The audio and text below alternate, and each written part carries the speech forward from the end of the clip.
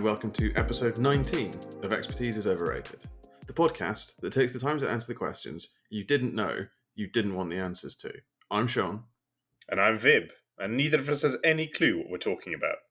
Before we get to the episode, let's award the much vaunted Expertise is Overrated Tinfoil Award. As a reminder, this is an award that we give out at the start of each episode to the person who had the most ridiculous point in last week's episode. This is a good one. I'm actually really happy about this one because you're getting it, obviously, and it's not even for like the subject matter we discussed. That's because there's nothing stupid to be said about Firefly. You know, that's very true. That is actually a very good point. Yeah, there's nothing. It's the only stupid thing you can say about Firefly is that it's not good. Yeah, but I mean that's just like we know you'd be trolling if that's what you're actually saying. That's not what I'm saying. Sadly, that's not what you said. No, you asserted that the action in Buffy is bad. And I maintain that it is, and you're remembering it through rose-tinted glasses. You're entitled to your very wrong opinion. You just remember the one bit with the pool cue that you described.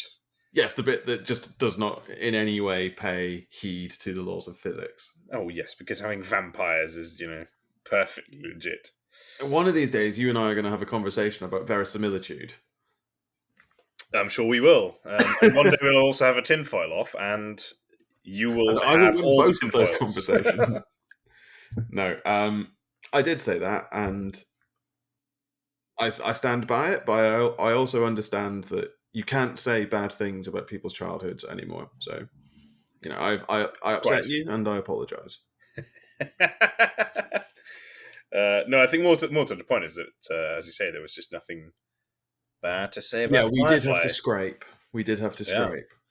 So if we missed something stupid, let us know. Let us know. Tweet us at Zero Expertise. Absolutely.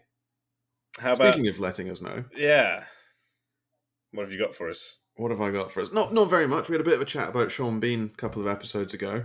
We did indeed. Great man. And Ellie, my friend and previous guest, pointed out that when we were talking about him running a chip shop, she's fairly sure that he's just the tram announcer in Sheffield, which is so good. Sean Bean, I think, just owns that town, essentially. I think that's actually true. And rightly so. He's a fantastic gentleman. What an excellent bit of feedback that is. It's just so random. Yes, not completely sort of unconnected from the subject matter of the episode. It was more just, here's another cool fact about Sean Bean. Yeah, nice to know Ellie was listening to our in-depth conversation about the things that actually mattered. I'm fairly sure that Ellie would respond that the only thing we've ever spoken about that matters is Sean Bean. Yeah, and the things that she said when she guested on an episode. When she was wrong. When she was very wrong. We also have from our Discord server, CT, who informs us that you were in fact wrong, and I was in fact right about Robert Downey Jr. appearing in a post-credit scene in The Incredible Hulk. How'd you feel about that? Didn't happen. Yeah. Untrue. Yeah. See, you're one of those people who's just so wrong, they never know what's right. That is true. Which will make this episode incredible, by the way. It's going to be put that out there. It's going to be an absolute shambles because I've led you to believe that I know nothing about the Horus Heresy, which will be you have really fun. Well, just very quickly on that. Robert Downey Jr. being in the Incredible Hulk post-credit scene. Fair enough. I was wrong about that. In my defense, I've never seen the film. So as is tradition on this particular podcast, I was asserting strongly without any evidence whatsoever. But I mean, I guess my broader point is that I still maintain that the Incredible Hulk, despite having not seen it, is not true canon of the MCU. I think Marvel treat it that way as well. No, but this is the thing, right? Because it is officially listed in their Phase 1. I guess, and it does have Robert Downey Jr.'s Iron Man in it. Yeah, but I think you're right. Mark Ruffalo in it. Yeah. It doesn't have Mark Ruffalo, and it doesn't. It also, as you say, I'm pretty sure it isn't made by Marvel Entertainment. I don't think it was. It's like in conjunction with Marvel, right? So you're half right. But more importantly, you're also half wrong. So half right is about as good as we ever get on Expertise is Overrated. I think it's pretty good going for us. Except in this case where I was entirely right. So you were. Well done. I know, isn't it You great? can have a cookie. I think people should just refer to me as the correct one from now on. Don't do that. People really should. That's upsetting. Well, let's move on then. Please, can we? Well, famous last words. Yeah, I said that. For whatever the saying is. I looked at our topic, and now I'm upset again. Why are you upset? Well, last time we talked Warhammer 40k, you said an awful lot of stupid shit. All right, Mr. Fulgrim is a painting. That's demonstrably no longer canon. As everybody who knows anything about 40k would know. Yeah, that didn't go down particularly well at all on the various subreddits that I managed to sneak that episode onto. Can we talk about that for a brief second? Yeah, so actually, quick side note. If you run a fan-focused website or subreddit, and people come to you and say, we're talking about the thing that you like, can we tell people about it? The only correct answer to that, unless you know that the people that are asking to share it are assholes, is yes. Right? That's how communities grow. I 100% agree. This has nothing at all to do with the fact that we tried to share our podcast on the Warhammer subreddits and we're told that we couldn't because we didn't participate in the community enough up until that point. But in our defense, we had nothing to say until that point. And even then, it's... I don't know.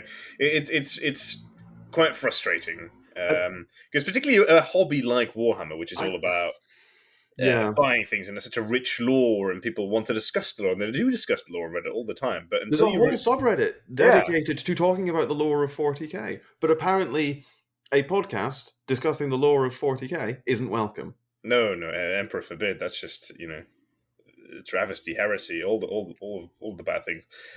It's really frustrating. I just basically this also means big shout out to the mods at the Dresden Files and the Cosmere, various Cosmere subreddits, and in fact the Song of Ice and Fire subreddit as well. Who, when we asked permission, and you should always ask permission to post a link to our relevant episodes, were incredibly supportive and incredibly helpful. And so you guys are great. And if your response is to send the Reddit terms of use about self-promotion, fair enough. I mean, enjoy your unpaid job moderating a community full of assholes. I'm not. No, I mean it's we're obviously coming at this from a point of we've got a podcast which we'd quite like to grow, and it's not an easy task at the best of times. And so obviously we will feel a bit hard done by. But what really gets me is if I'm a Warhammer fan, I would go on to places like Reddit to see, maybe there's some podcasts or maybe there's YouTube channels that talk about this sort of thing. But will I find it on their subreddit? Well, no, because they don't let you post there. So they don't let me. It's just bad for everyone involved, really, I think. I think so. And I understand the need to keep shameless self-promoters out, but I think there's a difference between people who are like, here is my podcast, pay me on Patreon, donate to my tip jar, whatever that is, and people who are just genuinely trying to reach people. And I think engaging brains would assist. But anyway, that's a short rant on civilizing the internet, which I have no doubt I will come back to at many points. Yeah.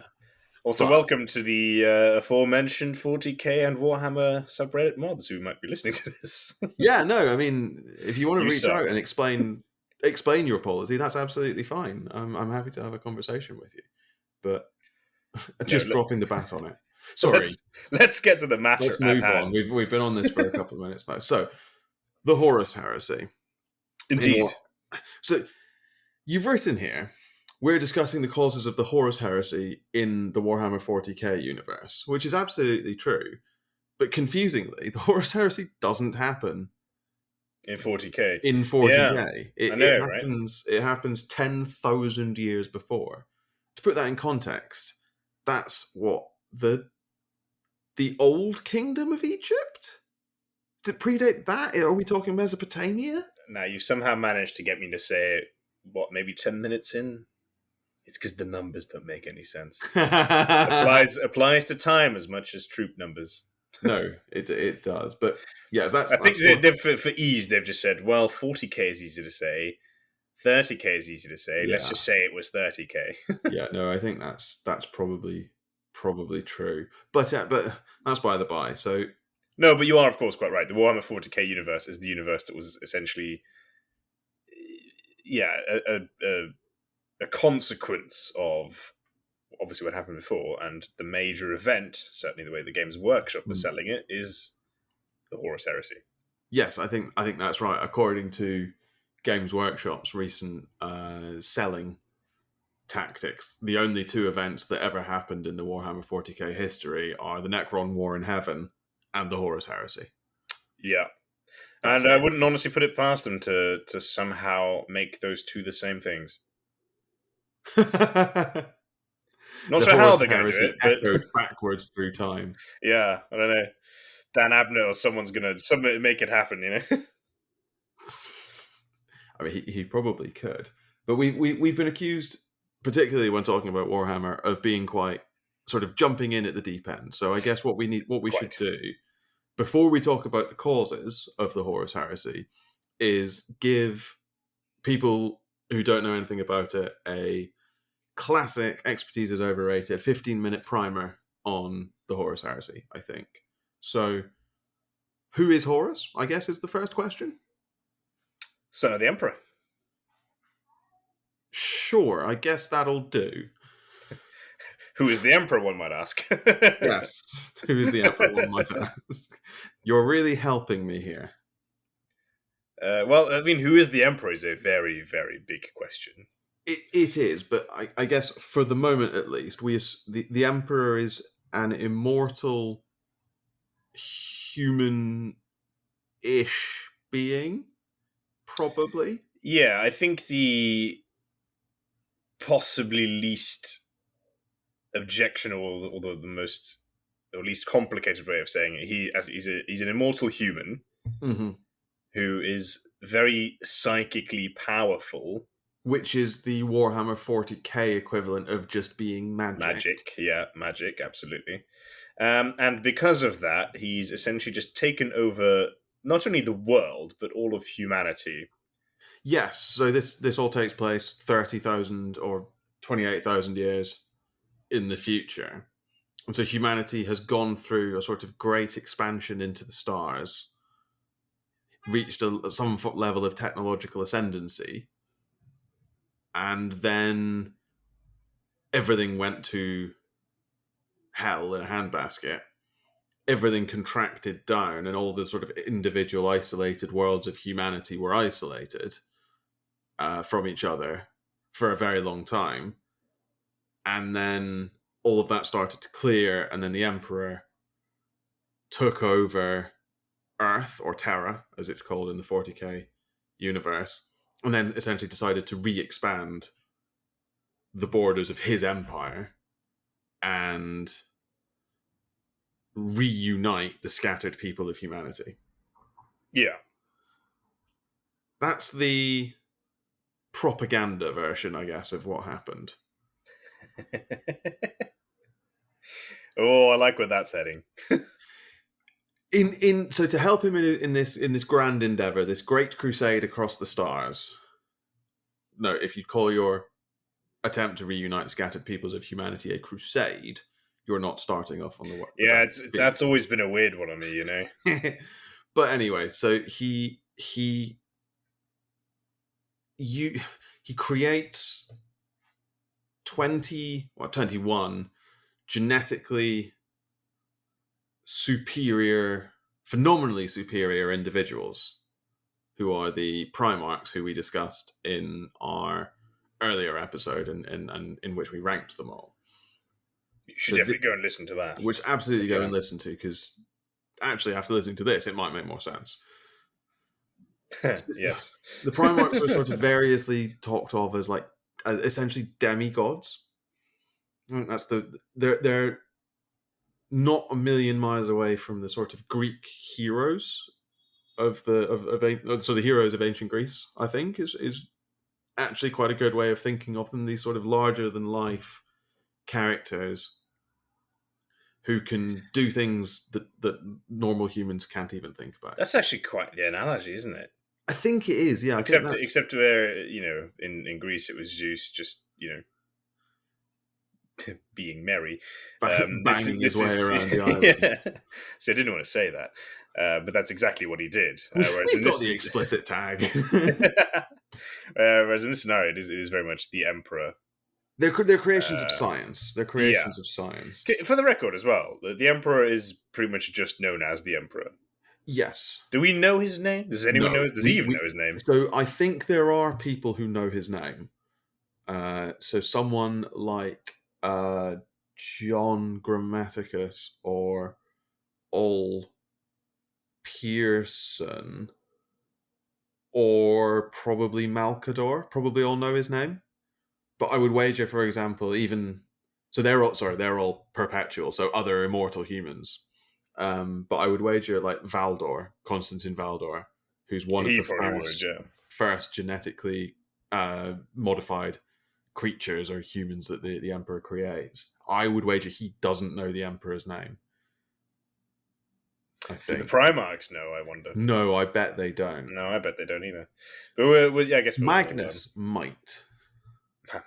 Magnus knows everything and nothing. Well, exactly. So going back to the Primarchs are each embody a facet of the Emperor, right? So he makes 21. 2 of them we never know anything about, and they're expunged from all records, which is Games Workshop's way of allowing you to make your own first founding chapter of Space Marines. Which is quite clever, actually. It's very clever. It's very clever. But in some senses, if we do take it at face value that the Primarchs all represent some sort of facet of the Emperor, the fact that we had to get rid of 2 is maybe quite telling, actually. Well, one wonders. You have to sort of work out what's missing. Yeah, and is it the slightly darker sides to his personality that he doesn't really want known? Perhaps. Or maybe sides of himself that he doesn't recognize, and therefore when those guys came out, he was like, well, fuck that. No, I think there's some really interesting conversations to be had about the unknown. I mean, the Emperor is interesting in general. I think we could do many episodes of him. I think so. So coming to the meat of it, Horus is one of the Primarchs, and he's often described as the best of them, the brightest star. He is Lucifer in the early Christian myth, essentially. He's the Emperor's greatest angel. I mean, nobody in their right mind says that, but yes, go on. I mean, the Horus Heresy books describe him as such. Yes, but they are also called the Horus Heresy. So, yes. And then, as Lucifer analogues are wont to do, he falls. And I guess his fall is what we should really spend some time today discussing. But in falling, he doesn't only fall, but he takes fully half, technically half plus 1, because Alfarius, Omegon is weird. But he takes fully half of his brothers with him and wages the greatest civil war that ever was or will be. Probably in humanities, certainly in humanities history, quite possibly in galactic history. Well, we'll never know because it's entirely human centric. True. And I'm pretty sure the orcs would have a thing or two to say about civil war. I'm not sure orcs can do a civil war though. Maybe not actually. It's just their base state. Yeah. But so yeah, he wages this mighty civil war, which is called the Horus Heresy, which is itself an interesting choice of terminology. And it's just alliterative, that's why. Basically. And breaks the Imperium of Man for the next 10,000 years. He loses in the end, as you quite rightly pointed out in our Primarchs episode. He fails to accomplish his goals and just dies, which is quite funny. But he does successfully wound the Emperor to such an extent that he hasn't recovered 10,000 years in the future. Loads of Primarchs die. Some fall to chaos and become demons. It's quite something, really. It's a massive event, and as you said, it's the shaping event of the 40k universe. Yeah, it really fucks up humanity. It absolutely does. Irrevocably. Whatever great plans the Emperor had at the time no longer exist, or certainly not in a time frame that's practical for us to think about. No. And yeah, I think it's a cataclysm of possibly as epic a proportion as what happened to the Eldar, perhaps. I think so. Which we will get to in a future episode, I imagine. That's a whole different thing. It'll be a short episode because there's not much material on it. Well, yeah, that's part of the problem, I suppose. But I guess the first question I have for you, okay, is: should it be called the Horus Heresy? If we accept that the logic is he was the first to fall. Well, so I think the argument is he's not. Well, quite, yeah. So I think it's probably right to say, and the timelines of the Horus Heresy are complicated, so I crave indulgence as I muddle them. But I think Lorgar falls first.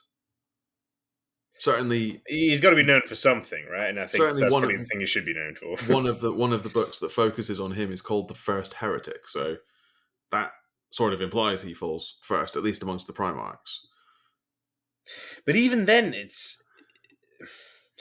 hard to really pinpoint who falls at exactly what moment. It is all very muddled. What I think we do know is that some of Lorgar's legion, so each of the Primarchs is the general of a legion of superhuman, or transhuman is the term, warriors, called Space Marines. They're the guys with the big shoulder pads that Games Workshop are always trying to sell you. Don't buy them, it's just crack for Space adults. Marines. It's just crack for adults. Crack for adults? That's not right. All cracks for adults. Well, you would argue it's for no one. But yes, so each of the Primarchs is the leader of one of these legions, and Lorgar, who's one of the Primarchs, his legion is the Word Bearers. They start off worshipping the Emperor as a god. The Emperor is not happy with this because he's all about, at least at the time of the Great Crusade, he's all about the doctrine of the Imperial Truth, which is that there are no gods, there are no demons. Science is the way that humanity progresses rather than religion. So he chastises Lorgar for worshipping him as a god, and that forces Lorgar into the hands of the Chaos Gods. Lorgar recognizes them as deity level powers and starts worshipping them, and his legion follow him, and it's one of his legions, Erebus, who is part of and arguably instrumental in Horus's own fall to chaos. Yeah, he's the random guy who's like always there, isn't he? He's always there, and he pops up so often at pivotal moments, what look like pivotal moments in the story, to push things in the worst direction. Yeah, I always remembered him being kind of jarring, right? And I think there's something to be said about the Black Libraries. That this is the sort of annex of Games Workshop that's in charge of writing. It's Games Workshop's in-house publisher. Yeah, exactly. And the Horus Heresy is now a series of, I don't even know how many books, 50? 50 odd, yeah. Yeah, huge series, massive money spinner. But when you, like me, start reading the first book of the Horus Heresy, going into it without no real knowledge other than what you read in the codices, that yes, the Horus Heresy is a thing that happened, but that's more or less all you know about it, except for what your particular chapter would have, or your particular Space Marine chapter did. The broad strokes are there, I think, and they're pretty unambiguous. But you sort of go into it and you think, yeah, all these legions are kind of separate and they do their own thing, obviously working together to achieve an overarching goal. Yeah. But then I remember this random dude, Yedis Erebus, is just there, and the entire time I was like, why is this guy here? Like, this is so strange. Like, is he actually there? Is he some sort of weird psychic projection? So, and he's obviously, as you say, he's entirely instrumental in just fucking everything up. it's to understand Erebus, we actually have to take a pretty large step back to what I'm going to assert. If we ignore the creation of the Primarchs and assume that that's a necessity and they have to come out the way they do, I think the event that really drives the Horus Heresy is actually the Council of Nicaea. So this is Oh yeah, remind me of that. That rings a bell. Yeah, so the Council of Nicaea, it takes place in something like the first year of the 31st millennium, I think. And it is essentially a trial, or it's meant to be a debate, but it comes out as a trial as to whether or not Space Marines should employ psychic, i.e. magical power. Oh yes, that's in battle. Yeah, right? yeah. It's essentially Magnus the Red, who's the Primarch of one of the legions, the Thousand Sons, who is almost purely psychic being. He embodies the Emperor's own psychic power. That's his facet of the Emperor. Argues in favor of the use of psychic powers as funny weapons, that, isn't it? shockingly, and loses. And what sign is the Emperor on in that debate? So the Emperor sits as judge, and he is the one who proclaims the Edict of Nicaea, which is that no Space Marine Legion will maintain a librarius division. So the librarians are the ones who use psychic power. But interesting. Does he cast a vote, or is he purely impartial? He doesn't vote. He just declares. His is the only voice that speaks. So when you say trial, it's really just a declaration. Well, so Magnus and a number of other Primarchs speak. A number of other Space Marine, number of librarians speak who are not Primarchs. So some Tartagal Yasugi of the White Scars, for example, speaks because the Khan isn't there and things like that. But the only voice in judgment is the Emperor's. He listens and then speaks. Sure. So he proclaims the edict. But it's sort of course, there's also the Lion who subsequently gives zero shits about said edict. So this becomes the problem. And different legions react in different ways. Magnus and the Thousand Sons go, yeah, nah, don't care. Because psychic ability is so deeply rooted in their legion that it's almost impossible to split out. So they are, in fact, I think, all psychically active. Yeah, because it's one of the most obvious examples of the shortcomings of the Emperor of Mankind, in that he is a gigantic idiot.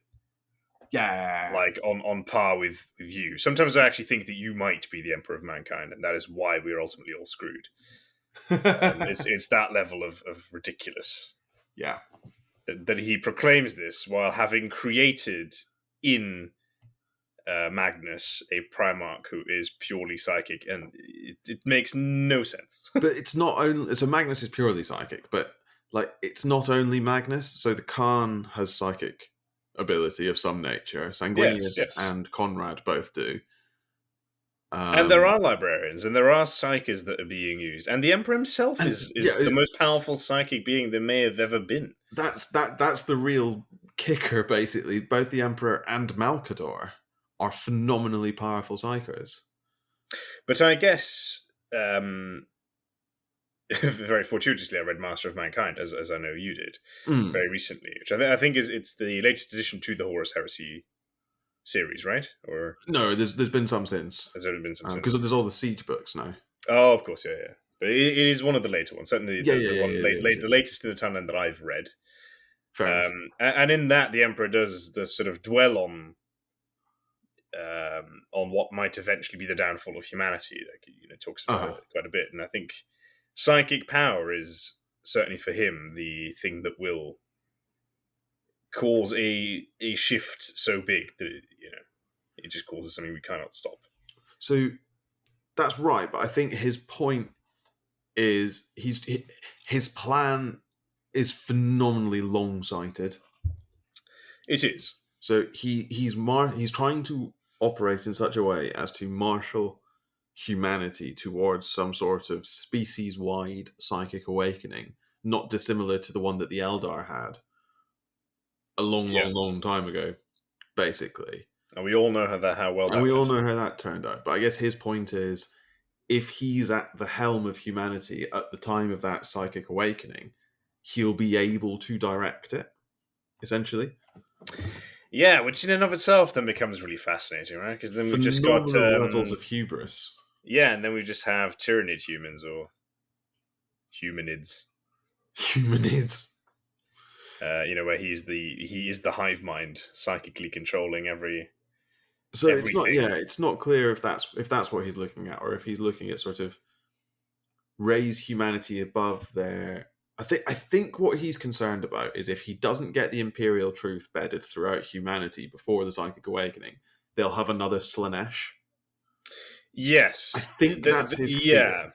That's sort of the impression I got from that book and some other things. Is I don't think he's ever really trying to install himself as a despot, although that's a whole separate debate and one that I'm really looking forward to. But he just sees, oh shit, this will happen, and the only way for this to happen that doesn't end in a total and utter disaster is with him guiding humanity through it, I guess. Yeah, which is a very noble cause, I suppose. The cause and results are not always the same. Sure, and I guess we then look at the Primarch project as part of his way of getting humanity to that stage. Yeah, we're going to have to talk about that at some point, because I just don't see it. No. The Primarch project is so misguided and goes against virtually everything. I was going to slightly tongue-in-cheekily assert that the causes of the Horus Heresy are the Primarch project. And for once, that wouldn't be a stupid thing to say. I don't even mean it in the really simplistic sense of, thank you, that you can't have a Horus Heresy if there's no Horus. But well, yeah, quite. but more than that,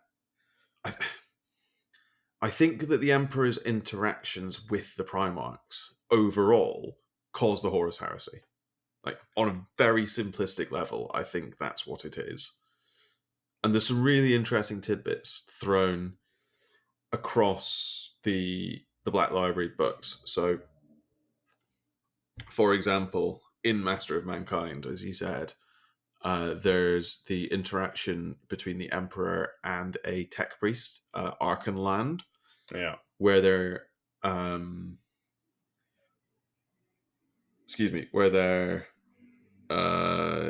doing tests on Angron, who is one of the Primarchs, and Angron has a form of technology that's been grafted onto his brain, basically, that makes him incapable of feeling anything other than rage, and any emotion other than rage is turned into higher levels of rage.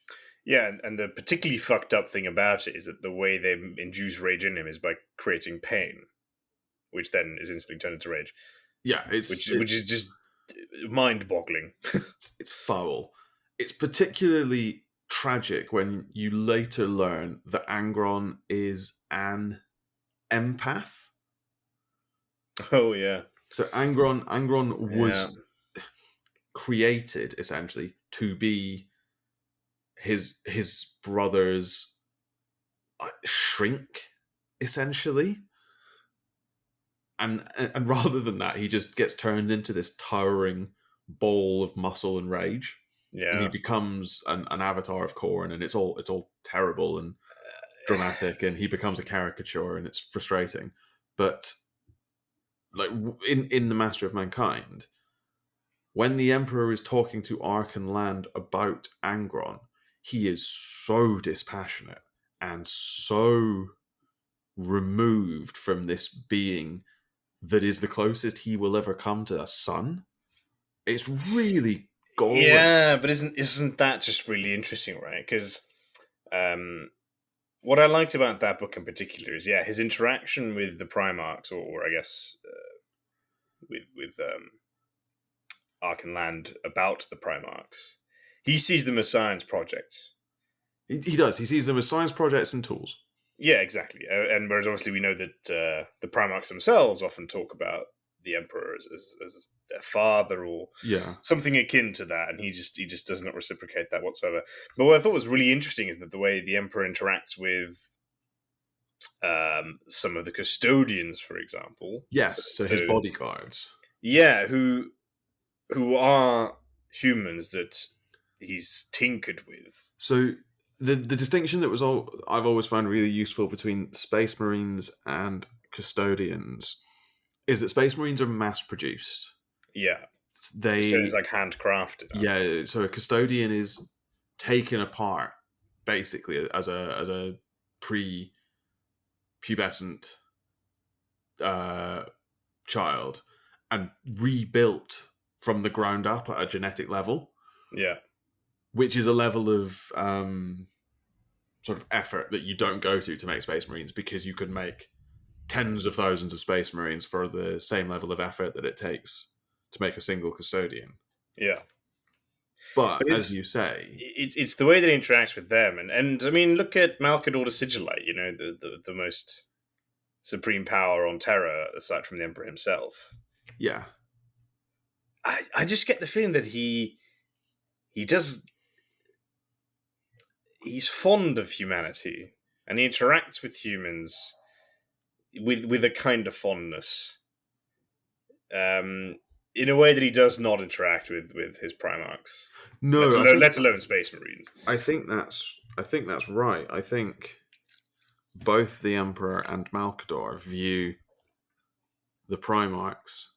They're just walking weapons. As walking weapons, it's exactly right. Tools, I think. But why on earth would you give a walking weapon a mind, and not just any mind, but some of the sharpest? That's the problem. Human minds you could have ever. That's the created. real problem. So you know what? I'm gonna take it one step further. What you said is that the Primarchs are the root cause of the Horus Heresy. Okay. And take that one step further and say, people who don't know how to do science are the cause of A, everything that's wrong in the world now, and B, the cause of the Horus Heresy. Wow. Okay. Idiots like the Emperor of Mankind who just think, oh, it's easy. So, you see, to my mind, to my uncultured and unscientific mind, it looks like the Emperor's science project succeeded because he successfully made the Primarchs. Right? Isn't that it? Isn't that where science stops? In some ways, be a human being kicks in. I think the problem is that the Emperor is a shit human being. No, but his logic was fundamentally flawed. If his idea were if his grand strategy plan is humanity is barreling towards something very bad, I must fix this. I will employ science to fix this. Yeah. Here is the experiment or the thing I've come up with to fix it. And in hindsight, we can all look at it and go, well, that was fucking stupid. And I think we wouldn't have even needed hindsight. I'm pretty sure you and I could have stood there next to the Emperor and gone, you know what, mate? Are you sure about this? This is going to go badly. This is going to go very wrong. Have you not read about Julius Caesar on old Earth? Yeah, that's true. Weren't you there? Aren't you Brutus? In fact, are you not just Caesar in a gold? Well, I guess Caesar was often depicted as wearing gold as well. I think the Emperor is meant to have been Brutus.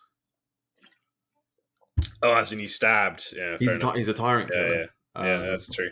But or he was just like in somewhere else at the time. Yeah, but it's all very frustrating because there's so much hubris built into the Primarch project, right? It's just the most gigantic...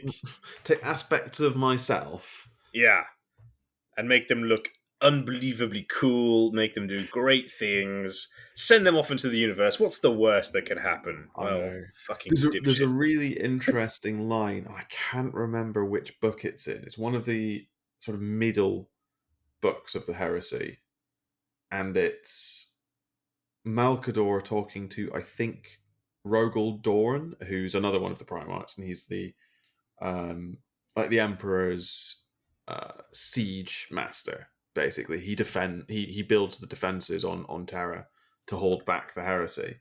But Yeah. when Malcador's talking to him, Malcador says something along the lines of, "I told him to make you all women because, like, you were less like to fight if you were all women rather than all men, You're or less likely to something." screw up, yeah. I don't remember the exact wording, and it's not annoying me. I can't do it justice, but that, like, even Malcador saw this coming, Yeah, and but then Malcador appears to Malcador... be drinking all of the Kool-Aid that gets made in the Of Imperial course, Palace. but he's got a special relationship with the Emperor, as we all He know. does. No, it's a fair point, I think. Making them all women would have been so much more sensible.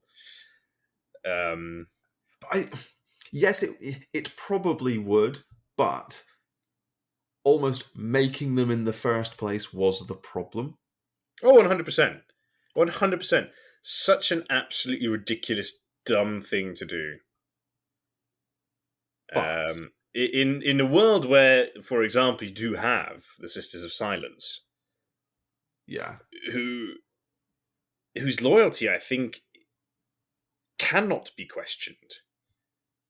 And I don't mean that as in, I can't question their loyalty. I think it is you a think they weren't, physical, it's like a law of nature that they you think cannot they be. weren't like the Custodies because it is physically impossible for a Custodian not to be loyal. Exactly. I think that's It comes down to their genetic rewriting. well, exactly. So he's got the technology to do that, but then he creates arguably the most powerful things he's ever created, and it's like, nah, I don't think I need that. Yeah, you got to. There's almost a question in there. But, so Did he want to create the heresy? But I think he did do that to a couple. So I'm fairly sure that there is something. And part of the problem here is that Forge World, which is another offshoot of Games Workshop, have started writing like Primarch books that have more like lore in them that is just really hard to follow. But I'm fairly sure one of those says that, like, Russ, for example, Lehman Russ, the Space Wolves Primarch, was given more freedom than others by the Emperor because his loyalty was never in question. Yeah. So that makes me wonder, is Russ sort of physically incapable of rebelling, or did the Emperor just trust him more? But if the Emperor trusted him more, why not put him in charge? Well, but maybe you answered that question for us a bit earlier. Because you're not wrong. The Emperor thinks unbelievably long term. Yes. And sort of to cross-stream with Marvel a bit, maybe he's doing the Doctor Strange thing. It's like, this is the only way. Like 5 billion possibilities. This is the only way, is we need Horus to fall to chaos to save humanity down the line. Maybe, but in which case, well played. I cannot imagine that the Emperor's hubris would permit him to spend 10,000 years trapped in an ICU. And yes, I understand that for an immortal being, 10,000 years actually isn't that long.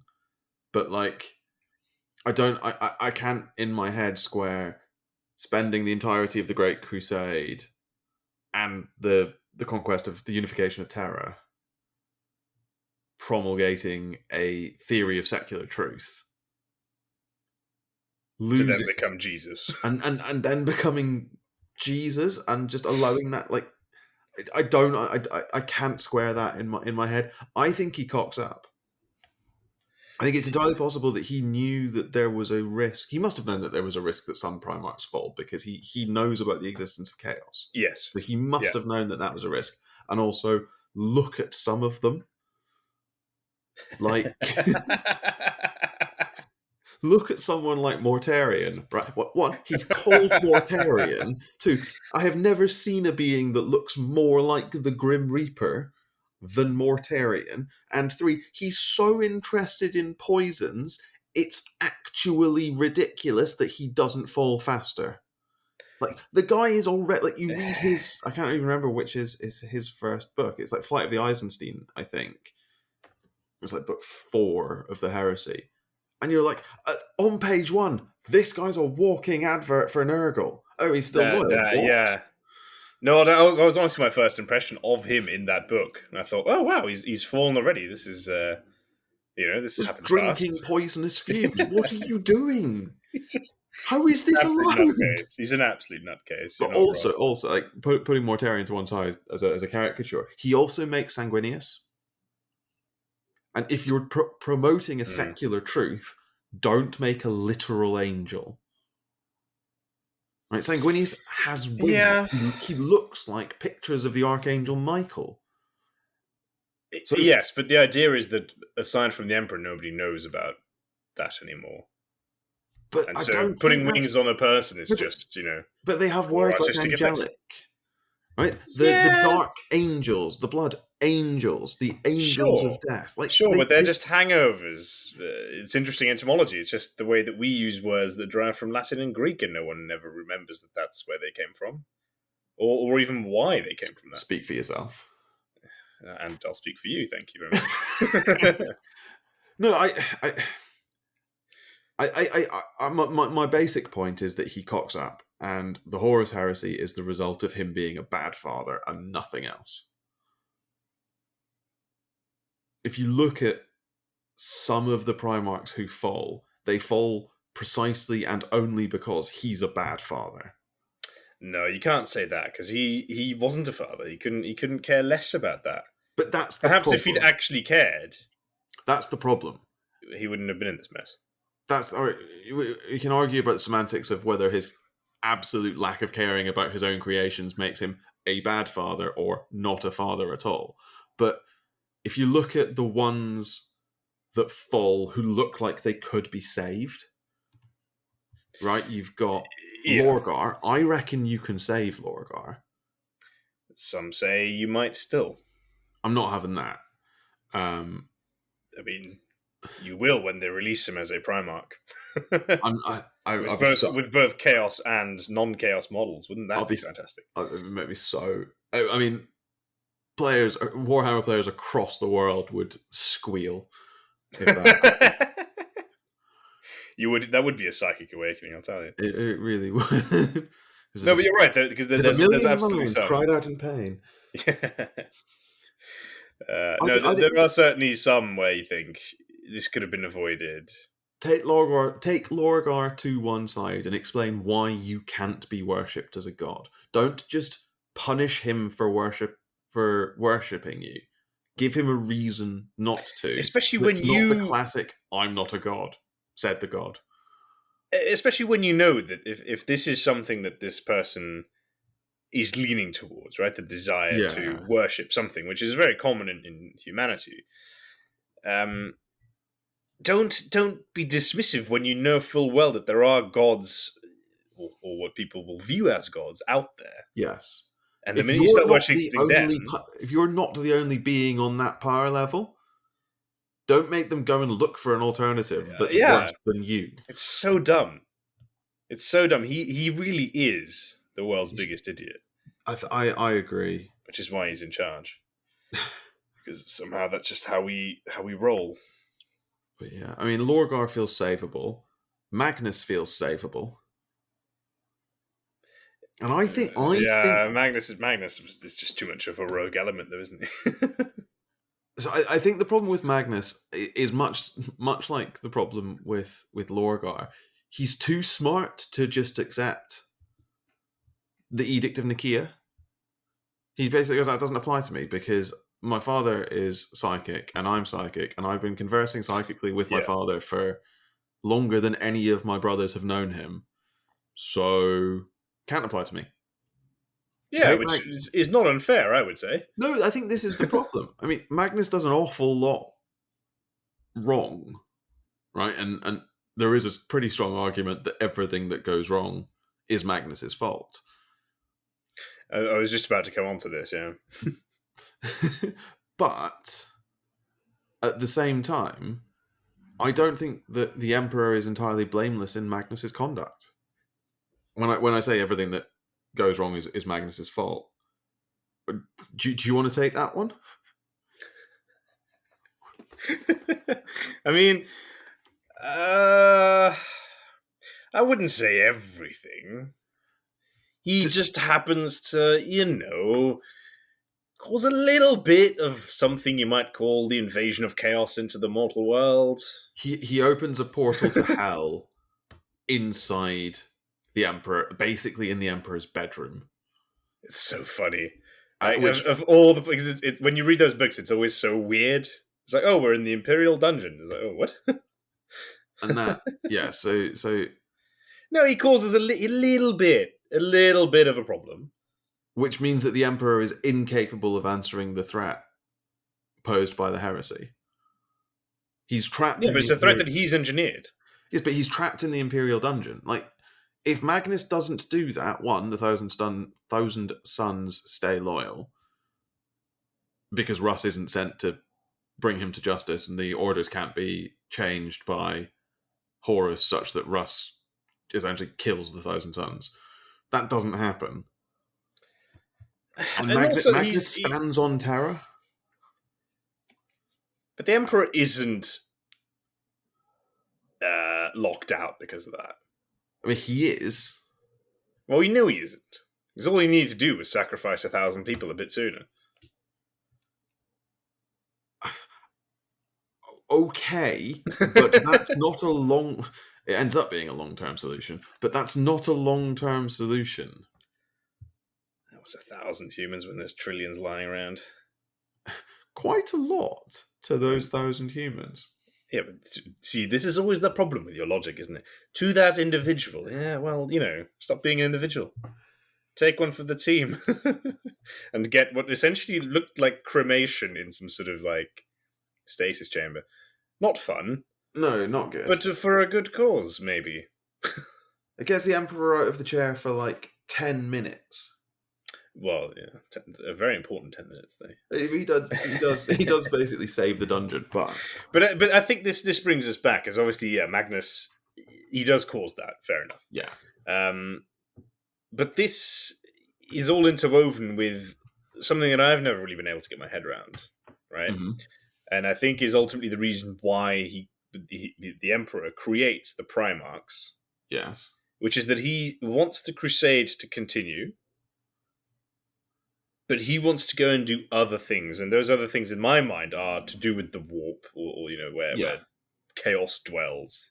Yeah. In some attempt, presumably, to get rid of it.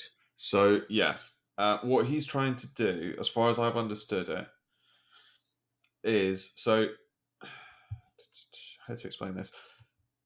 In 40k, human spaceships, travel interstellar distances by traveling not through real space, but through a parallel dimension, which is the warp, which is the realm of chaos, essentially. It's literally just the never never.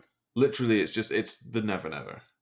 But they protect themselves by projecting essentially a reality field around them, which staves off the warp. But the fact that humanity is reliant on the warp is a massive hindrance to them. So what the Emperor is trying to do on Terra is connect Terra to the webway, which is essentially the Eldar, or the Space Elves' way of traveling interstellar distances. Yeah. That's what he's trying to do. So if he successfully manages that and can decouple humanity from its reliance on the warp, that's another step along his path of saving humanity from the warp, I think, is the plan. Now that's interesting, isn't it? Because what is the webway exactly? insofar as you know, or in fact anyone knows. It's I'm not sure. it. I don't really know. Is it a physical creation that the Eldar made, or is it a psychic thing the Eldar it's made? not something that the Eldar made. The Eldar came to inhabit it after the War in Heaven. Right, so it's just another dimension, essentially. It's a creation of the Old Ones. Oh god, yeah, the old ones. The familiar territory. Precursor race, essentially. So even the Eldar don't really know what it is, but the same old ones who made the fantasy world. Yeah, those ones. They're the same worlds. I forget. Sorry, they're different. They can operate across universes. I don't really understand the webway. I can never work out. I think it exists inside the warp, but separated from it. Yeah, that was my understanding of it recently. Is it was some sort of physical construct created inside the warp by something. I think that's right. I sort of thought maybe it was the Eldar who made it. No, I think there is Eldar lore that they didn't make it. They just came to inhabit it as the preeminent race. Yeah, during the height of their empire. Yeah, because they are technologically much more advanced, and I think psychically much more advanced. They are. Perhaps even the Emperor. That's still not quite clear. No, it's not. But yeah, it's a bit like sort of Mass Effect Protean relays. I think like they just exist, and people have started using it because it works. Yeah. So until Magnus. Until Magnus. That is what the Emperor. That's why the Emperor leaves the Great Crusade. He wants to go back and essentially play with his science kit, I think. But again, that's just such an odd decision, right? Why? Yeah, the timing. I mean, if you know you need the webway, why not pull all your generals and all your legions back, take the webway, and then it'll save you so much time to actually go back to the Crusade. No, because what he's trying to do is connect to the webway. That's the whole point of the Golden Throne. The Golden Throne is going to, I think, end up as the way into the webway in Terra. It's like a direct. It's what will link the Imperial Dungeon to the webway. Perhaps, yeah. I don't quite understand it, but it's not. They're not trying to take the webway. That's not the intention. That only becomes necessary after Magnus. Yeah, blows a hole in it. Fair enough. I suppose that's true. I think the Golden Throne is not going to last. No, I think there's a bit of lore floating around that there's some big change coming. Yeah, I'm very concerned that the Emperor will come back. I'm very concerned about that. Cause much more shit to go down. I'm quite. You know what will happen, right? Okay. He's going to come back after they sacrifice probably like, I don't know, 1 billion people, because that's what it's going to take. It's 40k. And they're like, we'll just sacrifice some people, and no sooner will he be up and about, will the Emperor reincarnate Horus and think, no, this can never go wrong twice. That would be so bad. That's what I'm going to say will happen. That would be so bad. No, but in what is really becoming much too much of a theme for us, I think it's fair to say that we are in agreement that overall the Horus Heresy is caused by the Emperor's foolishness and hubris and idiocy and whatever else you might want to call it. I think on a very high level, I think that's right. I mean, there are lots of specific moments that we can point to that cause the Horus Heresy. So, Horus himself ending up wounded and being forced to seek healing at the Serpent Lodge on Davin is actually what causes the Horus Heresy. Sure. And shit like that. But you might want to. You could even argue that, and not the Emperor creating Horus, because that is a bit too simple. Yeah, if you don't create Horus, there's no Horus Heresy.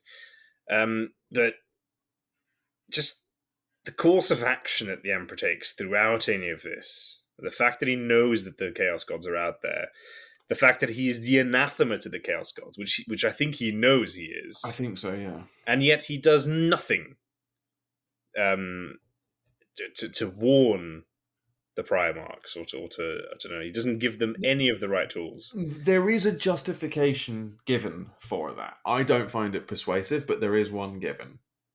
And the justification given is given by Malcador to Dorn. And Malcador essentially says, look, you were built in such a way that it is not possible for you to know that a thing exists and not seek to understand it. That's intrinsic to Dorn's nature. And no, quite, but that doesn't really work, though. We couldn't tell you about chaos without you trying to understand it, and in seeking to understand it, you might have fallen. Sure. But I guess my counterpoint to that is just sort of vaguely pointing at Perturabo and going, he's the same, and he did fall, so your theory didn't work. Yeah, quite, and it also it all stems from the Emperor, who presumably did seek to understand the Chaos Gods. Maybe still is. Maybe he did understand them. And did a deal with them. Exactly. As far as we know, on Molech, the and so did surely a deal with them to get the Primarchs. Oh god, yeah, that's just a whole other level of fucked up, really, isn't it?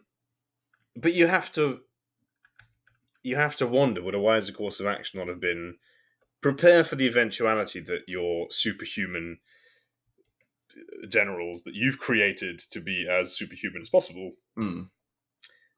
might eventually find out what the Chaos Gods are, then will seek to understand them, and then, because they're out of sight, fuck knows.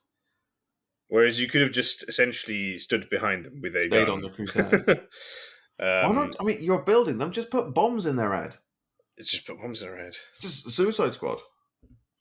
But again, that's the Emperor's hubris, right? He knows that he doesn't need to do that, because should it come to a fight, he will just annihilate them, as he did to old Horus. As he does to Horus, but he also...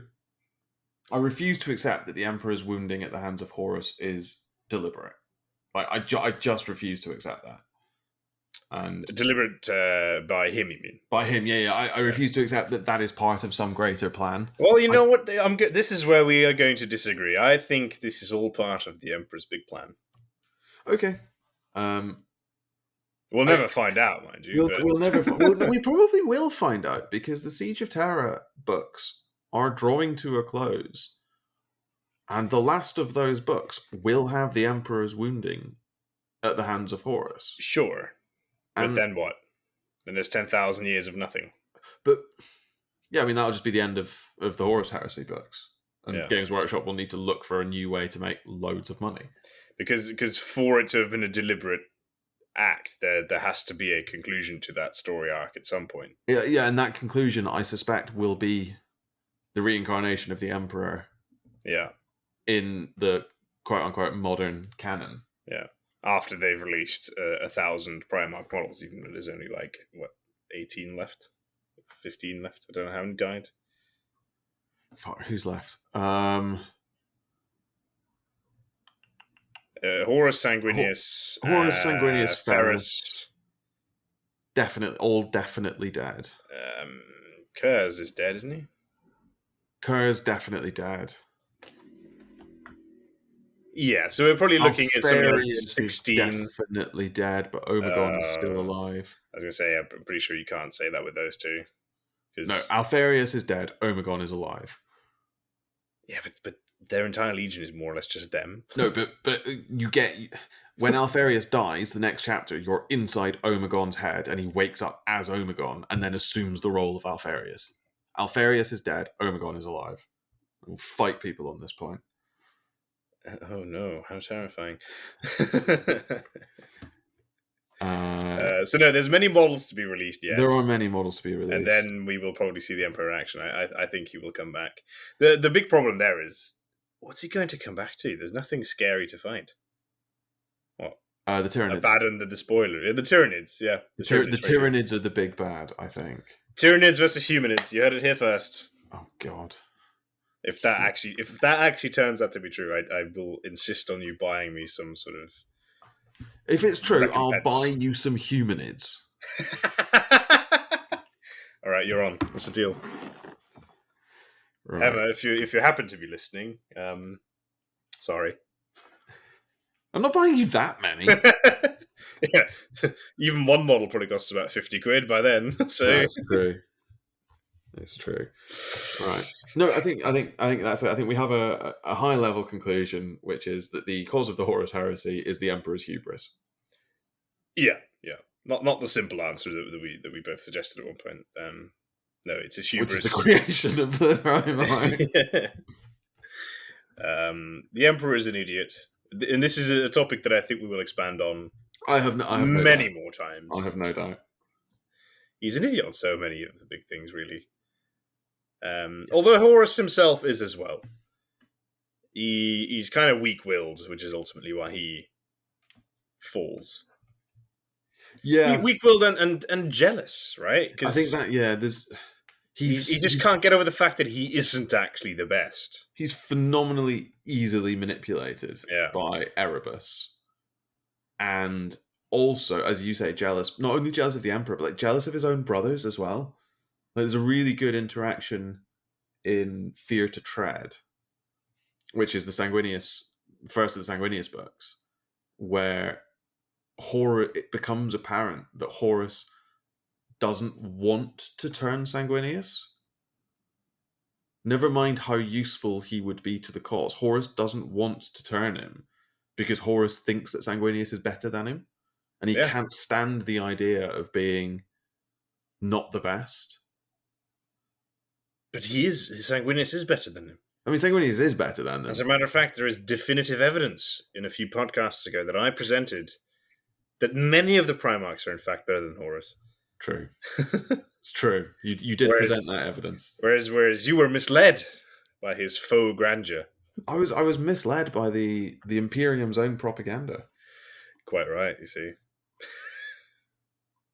Right. I think on that heresy. What that was on that heresy. Heresy. Let's wrap up our talk about the Horus Heresy. Thank you so much for listening to this episode of Expertise is Overrated. No doubt we've said some things that were either objectively wrong or downright offensive. As ever, feel free to let us know, rate the podcast, and leave us a comment or drop us an email at expertiseisoverrated@gmail.com, tweet us at zeroexpertise, check out our website expertiseisoverrated.podbean.com, or come join us on our Discord server. If you're lucky, we might just argue with you in one of our upcoming episodes. If you're really lucky, we might call you an idiot. Now, in our next episode, to mark our 20th, we're going to take a step back to talk Total War and ask where CA will go following Warhammer 3. We're also excited to announce our next guest, who's never had a real job and for more than 10 years has been making his living playing Total War. So join us then for more real nonsense.